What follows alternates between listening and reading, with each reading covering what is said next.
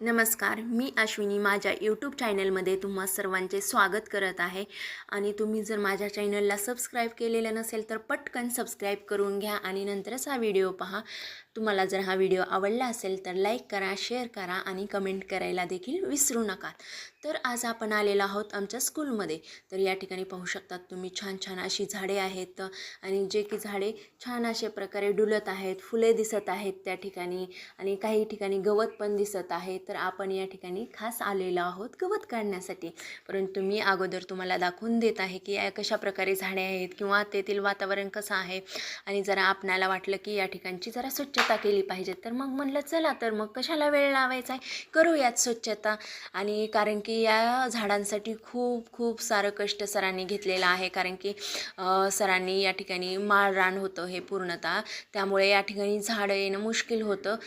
त्यामुळं काय केलं की सरांनी दोन्ही साईडनं प्लॉटच्या JCBने खड्डे घेतलेले आहेत। माझ्या मताने 5 ते 6 फुटापर्यंतचे खड्डे सरांनी घेतले होते आणि त्यामध्ये पूर्णतः काळी माती शेतातील आणून या ठिकाणी टाकलेली आहे।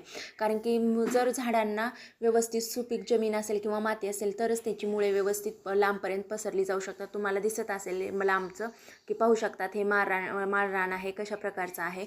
त्या ठिकाणी फक्त खुरटं गवत येऊ शकतं, त्यामुळे मग झाडं तर येणं मुश्किलच होतं। त्यामुळे सर्व हे आटापिटा केलेला आहे। तर आता मी जरा गवत आल्यासारखं वाटलं म्हणून आता आम्ही काय करत आहोत, गवत काढत आहोत। तर पाहू शकतात तुम्ही, परंतु या ठिकाणी मी खुरप्याऐवजी विळ्याचाच वापर केलेला आहे। कारण की काही वेळेस काय होतं ना की या ठिकाणी काटेरी गवताचं प्रमाण खूप प्रमाणात आहे, त्यामुळे काही वेळेस ते म्हणजे विळ्याने काढून घ्यावं लागतं आणि ते खुरप्याने जमत नाही, म्हणून आम्ही विळ्यानेच काढलेलं आहे हे गवत, तुम्ही पाहू शकतात।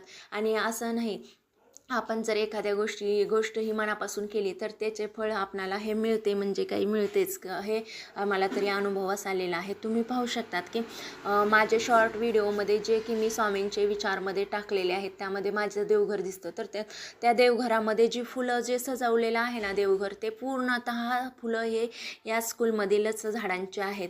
आणि देवपूजा करत असताना देखील ह्या झाडांचा उपयोग, म्हणजे फुलं असल्यामुळे मला देवपूजा करताना नेहमी म्हणजे कधी मी देवपूजा करेन, कधी मी व्यवस्थित फुलं देवांना वाहेल, हे मनापासून आणि आत्मीयतेने वाटत असतं आणि ते मनाला प्रसन्न वाटतं त्या दिवशी। म्हणजे आपल्या देवघरात जर नुसती देवपूजा केल्यास एवढं मन प्रसन्न वाटत नाही, परंतु तेच जर देवघर फुलांनी गच्च भरलेलं असेल तर एवढं घरामध्ये प्रसन्न आणि म्हणजे आनंददायी वातावरण तयार होतं ना।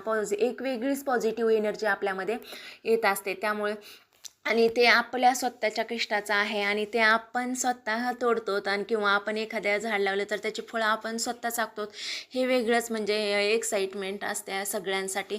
तर तुम्ही या ठिकाणी पाहू शकतात आणि हे काम करायला देखील मला एवढा आनंद होतो ना, मला असं गवत वगैरे झाडांचं काढायला किंवा ती साफसफाई करायला, या ठिकाणी पालापाचोळा पण झालेला आहे तो पण मी व्यवस्थित काढून घेत आहे।